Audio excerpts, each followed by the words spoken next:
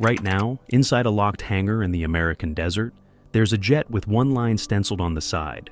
F-47, NGAD test article. No official photo, no glossy rollout. Just a black project the Air Force still pretends doesn't really exist.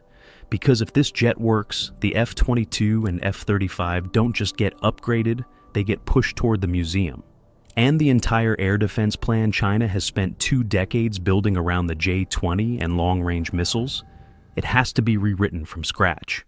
This is the F-47 NGAD, Boeing's secret fighter, and tonight we're going to follow the money, the lies, and the quiet corporate knife fight that created it, and ask a simple question.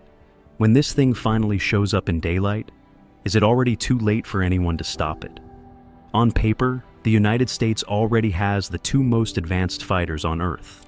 The F-22 Raptor, still the scariest air-to-air machine flying, with stealth, supercruise, and a kill ratio nobody else wants to talk about. The F-35, a stealth sensor sponge that turns the whole battle space into one giant radar picture. So, why are generals quietly admitting both of them are now problems? Start with the F-22. It's amazing. It's also aging. Fewer than 190 combat-coded jets, insane maintenance hours, ranges that looked fine when you were planning to fight near Europe, but not when your potential battlefield is a 2,000-kilometer wide ocean, with Chinese missiles covering everything. Then, the F-35. Incredible sensors. But it's still a strike fighter that has to sneak in alone, drop its bombs, and run. It was never built to be the central brain of a swarm of unmanned killers, and it's not cheap enough to risk in truly insane missions. While the US was busy arguing about software updates and unit cost, China was doing something simpler. Build J-20s. Lots of J-20s. We're talking hundreds of stealth fighters, backed by long-range missiles designed to kill tankers, AWACS, and anything that even thinks about flying near the first island chain. So, when your best stealth jet has to turn back before the missiles even start, what do? You don't upgrade, you cheat. You build something you're not supposed to talk about. Try to find F-47 in the public US defense budget. You won't. What you do find are phrases like Next Generation Air Dominance, Advanced Air Dominance Family of Systems, $3.5 billion. That's a lot of money for something that officially doesn't exist. By 2025, the NGAD line quietly balloons. Engineering and manufacturing development, risk reduction, survivability enhancement, but no jet, no photo, no designation. Then, in small print and offhand comments, the cracks appear. In 2020, an Air Force acquisition chief casually drops a bomb. We've already flown a full-scale NGAD prototype. For years, aviation nerds were mocked for saying, "There's a secret 6th-gen fighter already flying." They weren't crazy. The Pentagon just wasn't ready to admit it. By 2025, the paperwork catches up to reality. Boeing is named as the prime contractor for the F-47, the manned centerpiece of the NGAD family.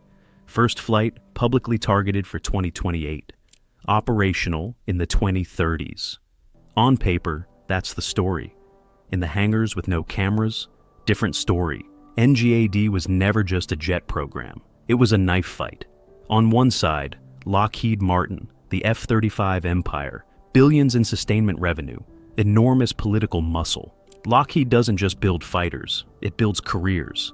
On another, Boeing, the wounded giant, Super Hornet aging out, F-15EX. A stopgap, T-7 trainer delayed and over budget. Boeing needed a win that said, we still own the future of air combat. And in the shadows, Northrop Grumman, the stealth hermit in the desert, busy with the B-21 Raider. They know how to make things disappear from radar and from budgets. NGAD put all 3 in the same cage.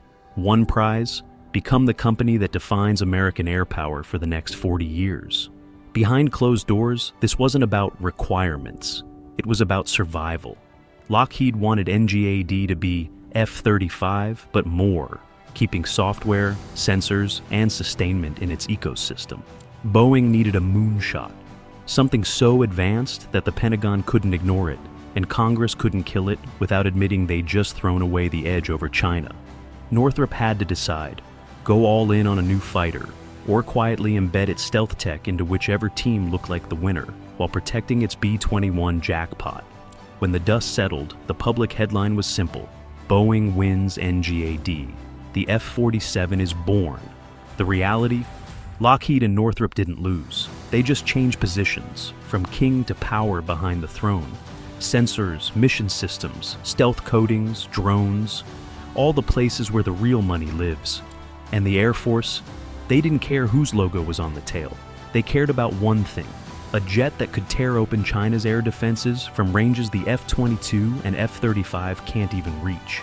Unofficially, that's Pentagon speak for.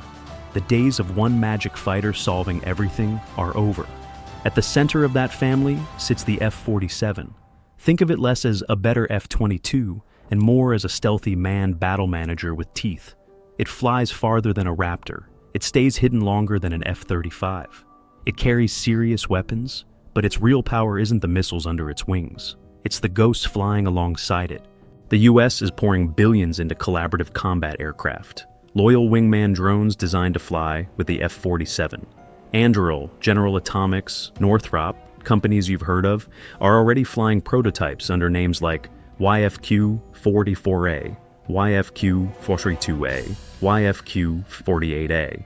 Unmanned jets that can scout ahead, soak up missiles, jam radars, or just quietly turn on their active radar for 3 seconds, get a targeting picture, and die instead of the pilot.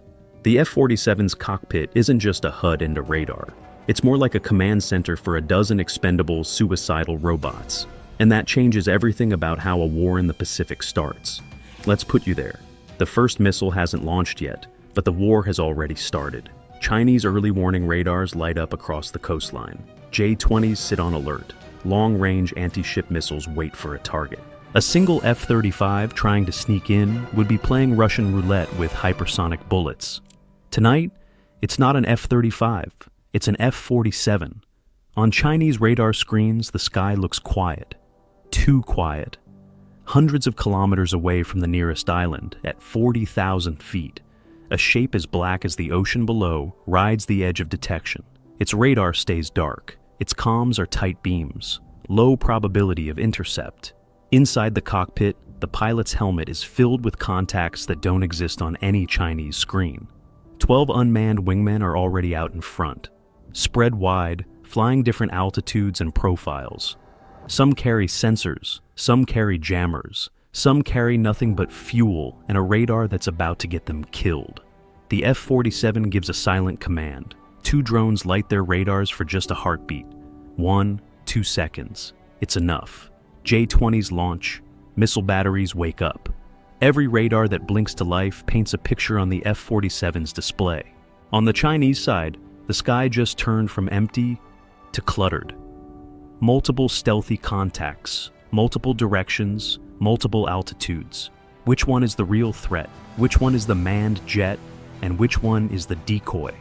Missiles launch toward the brightest ghosts. Those drones were always dead the moment they took off. Behind them, still invisible, the F-47 finally opens its internal bays. On the pilot's display, targets are marked, radars that have to die, command nodes that have to go blind, the first J-20s that have to learn the hard way that stealth is no longer a one-sided game.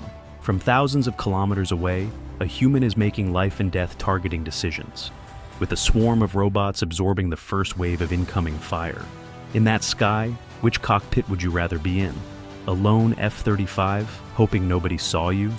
Or an F-47, quietly commanding 20 ghosts no one can even lock onto? 6. The jet. They'll only show you once it's outdated publicly, the story is clean. Boeing is in engineering and manufacturing development. The F-47's first flight is late this decade. The program is on track. You get a few CGI renders, maybe a carefully staged wind tunnel photo, a slide in a budget hearing with just enough detail to keep Congress calm. But here's the rule of black programs. If they're willing to show you anything, it's already one step behind what's really flying. The B-2 was in the air long before the public saw it. Same story with F-117. Same story with half the drones we now pretend debuted at air shows.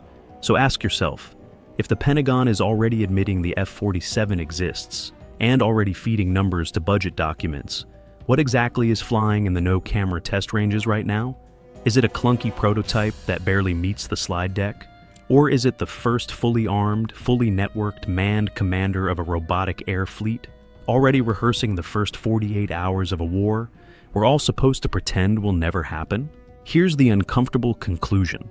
The F-47 isn't just another fighter. It's proof that the United States never shows its real ace until the night it needs to.